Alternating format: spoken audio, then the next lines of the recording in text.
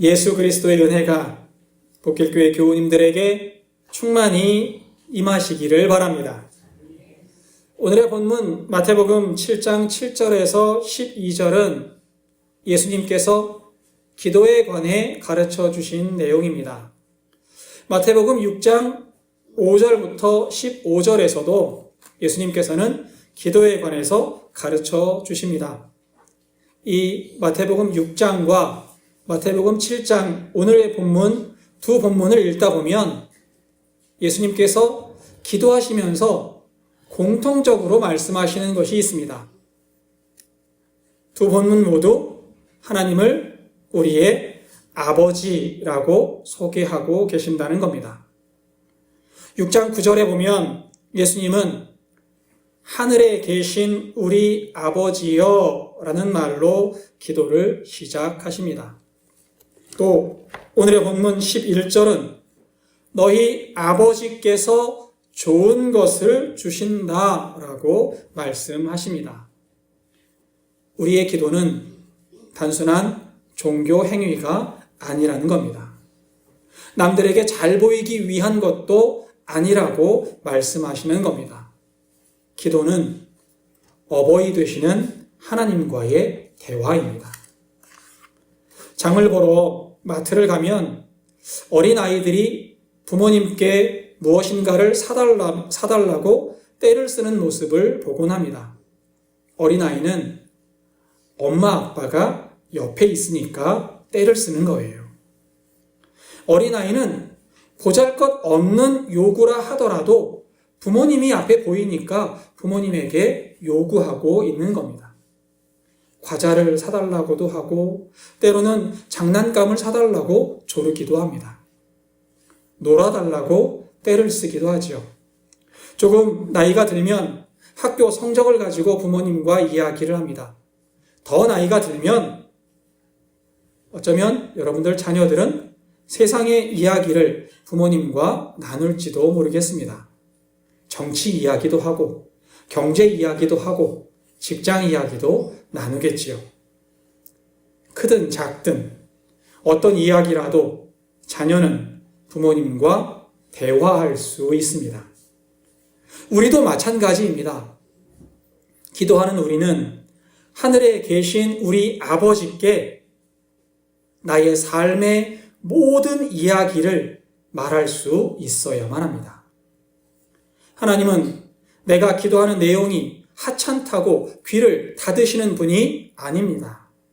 하나님은 우리의 작은 일, 사소한 고민, 남들이 들으면 하찮게 여길 만한 것들도 기꺼이 들으시는 분이십니다. 그래서 오늘 말씀 7절은 이렇게 시작합니다. 구하라. 그리하면 너희에게 주실 것이라. 주실 것이요. 찾으라. 그리하면 찾아낼 것이요. 문을 두드리라. 그리하면 너희에게 열릴 것이니. 우리는 7절의 내용을 우리가 구하면 주신다라고 읽곤 합니다. 본문을 잘 보시기 바랍니다. 구하면이라고 말하지 않습니다. 구하라. 찾아라. 두드리라. 본문은 구하라고 말합니다. 찾으라 라고 말합니다. 두드리라 라고 말합니다. 다시 말씀을 드리면 이 말씀은 명령이라는 거예요. 예수님은 우리에게 구하라고 명령하시는 겁니다. 찾으라고 명령하시는 거예요. 그것도 계속해서 구해라. 계속해서 찾아라. 계속해서 두드려라. 사소한 이야기도 좋습니다. 작은 요구도 좋습니다. 남들이 들으면 어떻게 그런 이야기를 하나님 앞에 기도할 수 있습니까? 라고 말하는 내용이라도 좋습니다. 여러분, 집을 달라고 기도할 수도 있어요. 차를 달라고 기도할 수도 있습니다. 남들이 들으면 손가락질할지 모르지만 우리의 아버지는 그 모든 일들을 다 듣기 원하십니다. 여러분의 모든 일들을 하나님께 아뢰시기를 바랍니다. 이것이 하나님의 명령입니다. 이 명령에 순종하면 하나님께서 그 기도를 들으시고 응답하신다고 예수님은 말씀하십니다. 구하라. 그리하면 주실 것이다. 찾으라. 그리하면 찾아낼 것이다. 두드리라. 그리하면 열릴 것이다. 구하라. 그리하면 너희에게 주실 것이다. 라는 말씀은 고대 사회의 거지들의 삶의 지혜였다고 합니다. 거지들이 남의 집 앞에서 동냥을 하는 거예요. 먹을 것을 좀 주십시오. 굶었습니다. 밥을 좀 주십시오. 얼씨구씨구. 그러면 주인이 와서 뭐라고 얘기할까요? 문전박대를 하겠지요. 내쫓겠지요. 어서 꺼져! 나가! 라고 말할 겁니다. 구하라! 라는 말씀은 이런 거예요. 문전박대를 당해도 주인이 너를 밀어내어도 물러서지 않고 끈질기게 구하면 먹을 것을 얻을 수 있다. 비슷한 의미의 비유를 예수님께서 말씀하신 적이 있습니다. 누가복음 18장에는 불의한 재판관의 비유가 등장합니다. 어느 도시에 하나님을 두려워하지 않고 사람을 무시하는 재판관이 있었습니다. 한 여인이 이 재판관을 매일같이 찾아옵니다. 재판관님, 나의 원한을 풀어주십시오. 재판관님, 내가 억울합니다. 나의 원한을 풀어주십시오. 매일같이 찾아오고 매일같이 소리 지르고 매일같이 하소연을 합니다. 얼마간은 재판관이 여인의 하소연을 무시합니다. 그러다가 여인이 매일 찾아오니까, 매일 소리를 지르니까 결국은 귀찮아서 여인의 원한을 풀어준다라는 내용입니다. 불의한 재판관도 여인의 원한을 풀어주는데 재판관보다 선하시고 자비로우신 우리의 하나님께서 여러분의 기도를 들어주시지 않겠습니까? 우리의 어버이 되시는 하나님은 여러분의 기도를 반드시 응답하실 겁니다. 찾으면 찾아낼 것이라는 말씀은 구약 성서에서 예배를 드릴 때 사용하는 표현이었습니다. 시편 27편 8절은 이렇게 기록합니다. 너희는 내 얼굴을 찾으라 하실 때에 내가 마음으로 주께 말하되 여호와여 내가 주의 얼굴을 찾으리이다 하였나이다. 여러분이 하나님의 얼굴을 찾으면 여러분이 간절히 하나님, 내가 하나님을 만나고 싶습니다 라고 구하면 주님은 여러분을 만나 주신다는 거예요. 본문의 내용은 욥기를 생각나게 합니다. 의롭게 살았던 욥이 고난을 겪기 시작합니다. 몸에 병이 나서 기왓장으로 몸을 긁기 시작합니다. 재산은 다 잃었고 자녀들은 일순간에 다 죽었습니다. 고난과 혼란 속에서 욥은 하나님을 만나기를 구합니다. 간절히 구하고 또 구합니다. 하나님 제발 나를 만나 주십시오. 하나님 제발 나의 앞에 나타나 주십시오. 구하고 또 구하는 욥의 기도에 하나님은 결국 응답하셨고 욥을 만나 주셨습니다.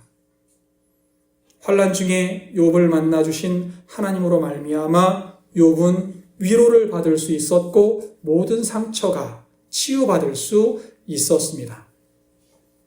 여러분, 하나님을 간절히 찾으시기 바랍니다.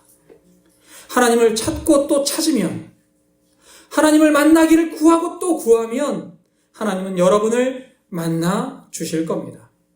여러분을 만나시고 여러분에게 은혜를 허락하실 줄 믿습니다. 문을 두드리라. 그리하면 열릴 것이다 라는 말씀은 유대교의 격언이었습니다. 자비의 문을 두드리면 하나님께서 자비의 문을 열어주신다라는 겁니다. 예수님께서 산상수훈의 가르침을 주시던 때의 이스라엘은 로마의 식민지였습니다. 수백 년 세월 타국의 지배를 받으며 절망과 좌절을 겪어야만 했습니다. 고난과 환란의 역사를 가로지르고 있던 이스라엘 백성에게 예수님은 자비의 문을 두드리라고 말씀하고 계십니다. 하나님께 자비를 구하라는 거예요. 하나님께 자비를 구하면 하나님께서 이스라엘을 붙잡으시고 품어 주실 것이다. 복길교회 교우 여러분, 주님의 자비를 구하시기 바랍니다. 지금의 삶에 주님의 은혜를 간구하시기 바랍니다. 그리하면 주님께서 여러분에게 주님의 은혜와 자비를 충만히 허락하실 줄 믿습니다. 8절입니다. 구하는 이마다 받을 것이요 찾는 이는 찾아낼 것이요 두드리는 이에게는 열릴 것이니라. 예수님은 우리가 기도하면 하나님께서 반드시 응답하신다고 말씀하십니다. 제가 예전에 다니던 교회의 목사님께서 기도를 강조하시면서 자주 하시던 말씀이 있습니다. 하나님은 여러분의 기도에 반드시 응답하십니다. 하나님께서 세상을 바꾸시던지 아니면 기도하는 사람을 바꾸셔서 기도에 응답하십니다. 그러니 기도를 멈추지 마십시오. 9절부터 11절도 읽어볼까요? 너희 중에 누가 아들이 떡을 달라 하는데 돌을 주며 생선을 달라 하는데 뱀을 줄 사람이 있겠느냐? 너희가 악한 자라도 좋은 것으로 자식에게 줄 알거든. 하물며 하늘에 계신 너희 아버지께서 구하는 자에게 좋은 것으로 주시지 않겠느냐? 예수님은 기도가 응답받는다는 사실을 비유로 설명하십니다.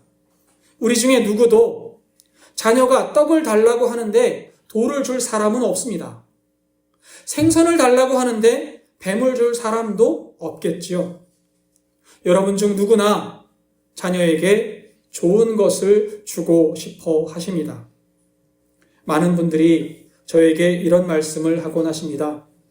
내가 지금 힘들어도 삶을 지탱하는 이유는 내 아들, 내 딸이 잘 사는 모습을 보고 싶어서입니다. 라고 말입니다. 내가 고생해서 내 아들, 내 딸에게 좋은 것, 유용한 것을 줄 수만 있다면 지금의 고생은 나에게 큰 보람이 될 겁니다. 여기에서 중요한 사실은 우리가 하나님에게, 우리가 자녀들에게 이러한 마음을 갖는 것처럼 하나님도 우리에게 어버이가 되어 주신다는 겁니다.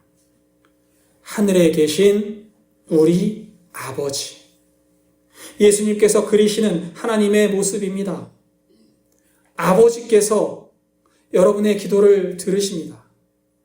우리의 어버이 되시는 하나님께서 여러분들의 기도를 들으십니다. 중국의 고전인 세설 신어에 이런 내용이 있습니다. 환원이 촉을 정벌하러 갈 때 사곡을 지나게 되었다. 어떤 사람이 원숭이 새끼를 잡아 장난감처럼 데리고 가려 하자 어미 원숭이가 그 뒤를 따라오며 울부짖다가 결국 죽고 말았다. 그리하여 원숭이의 배를 갈라보니 창자가 모두 끊어져 있었다. 이를 본 환호는 크게 감동하여 말했다. 짐승도 이럴진데 사람이 어찌 견딜 수 있겠는가? 짐승도 새끼를 빼앗기니 창자가 끊어질 정도로 슬퍼하더라 라는 겁니다.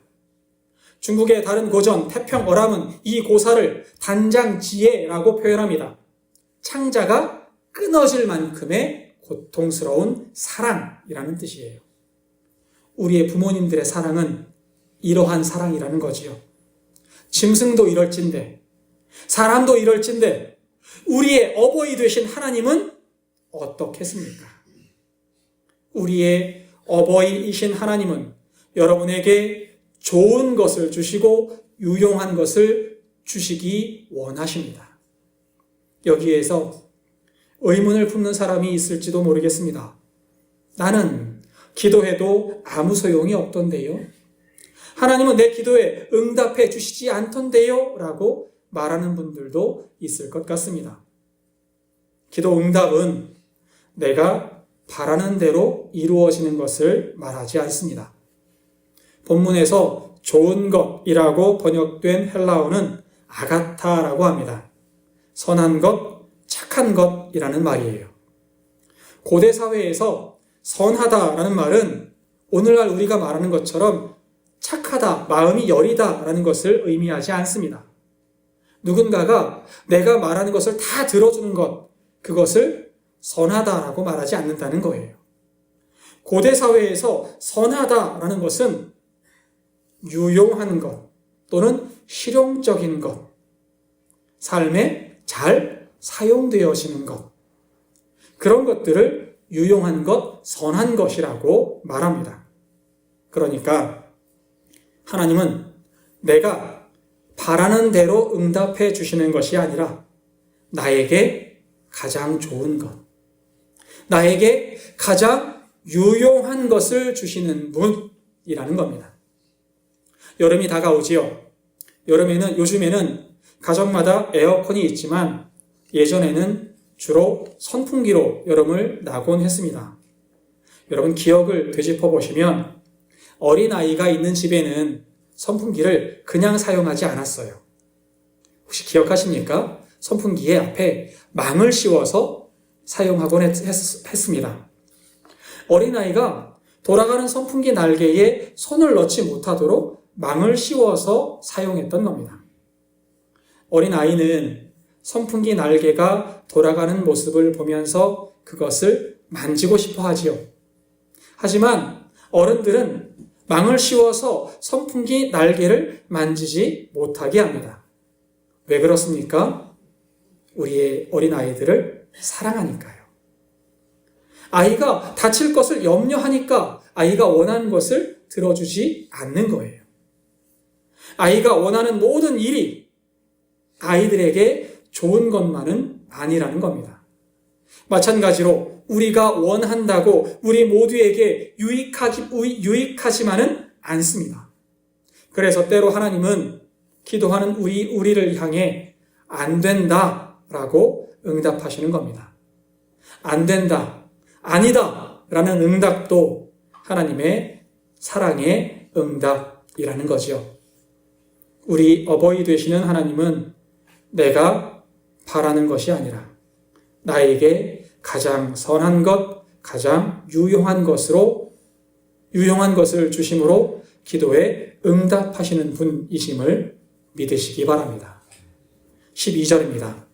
그러므로 무엇이든지 남에게 대접을 하고자 하는 대로 너희도 남을 대접하라. 이것이 율법이요 선지자이니라. 이 말씀은 황금률이라고 합니다. 황금 같은 규칙이라는 뜻입니다.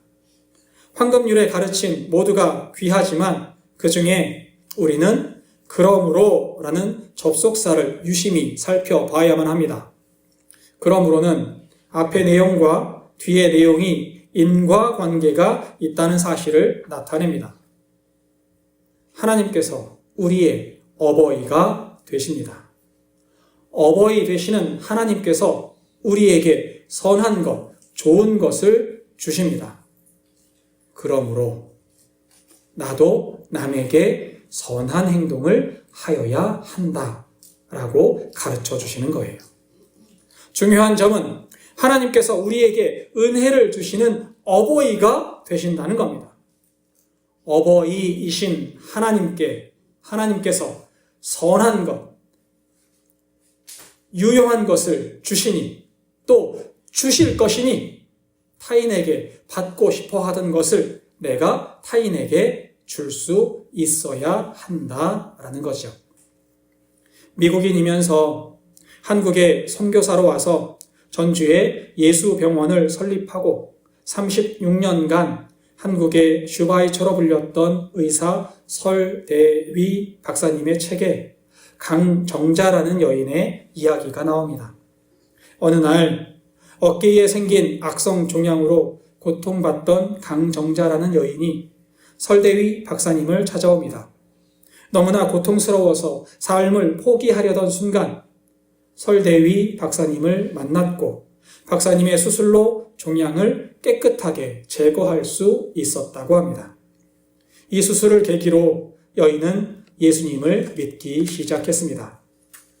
수술이 잘 되고 수술 후 잘 지내던 여인은 1년이 지난 어느 날 종양이 재발된 것을 발견했습니다. 재발한 종양은 빠르게 전이 되었고 여인은 가쁜 숨을 내쉬며 마지막 순간을 기다릴 수밖에 없었다고 합니다. 마지막 순간 강정자 씨는 성경을 읽으면서 시간을 보냈습니다. 그러던 중 생명이 얼마 남지 않았음을 직감한 강정자 씨가 병원의 전도사님에게 부탁을 하나 하더랍니다. 전도사님, 이제 저는 주님을 만나러 가게 될 것 같습니다. 병을 치료하면서 예수님께서 저를 위해 생명을 내어주셨다는 사실을 저는 알 수 있었습니다. 예수님은 지금껏 저와 함께 해주셨음도 느낄 수 있었습니다. 매일 나와 함께 하시고 나에게 은혜를 주셨던 그 사랑을 저는 혼자만 안고 갈 수가 없습니다. 제가 있는 돈이 지금 4,000원이 전부네요. 이 돈으로 찬송가를 하나 사서 밖에 있는 거린 여인에게 전해주시지 않겠습니까? 이 말을 전하고 이틀 후에 강정자 씨는 하나님의 곁으로 가셨다고 합니다. 강정자 씨는 나의 아버지 되시는 하나님을 만났고 그 사랑을 깨달았고 느꼈고 누릴 수가 있었습니다. 나의 어버이 되시는 하나님의 사랑을 누렸으니 타인에게도 그 사랑을 전하기를 원했던 겁니다. 이 모습이 우리의 모습이 되기를 바랍니다. 하나님은 우리의 어버이가 되십니다. 하나님은 여러분에게 가장 선한 것, 유익한 것을 주시는 어버이이십니다. 그러니 어떠한 문제든 어떠한 걱정이든 하나님께 아뢰시기를 바랍니다. 구하고 찾고 두드리십시오. 하나님은 반드시 여러분에게 좋은 것, 유용한 것, 선한 것을 주실 줄로 믿습니다. 그리고 여러분이 받은 사랑 이웃에게 나누실 수 있기를 바랍니다. 어버이 되시는 하나님은 여러분을 사랑하시고 지금도 가장 좋은 것을 예비하고 계신 줄로 믿습니다. 기도하겠습니다.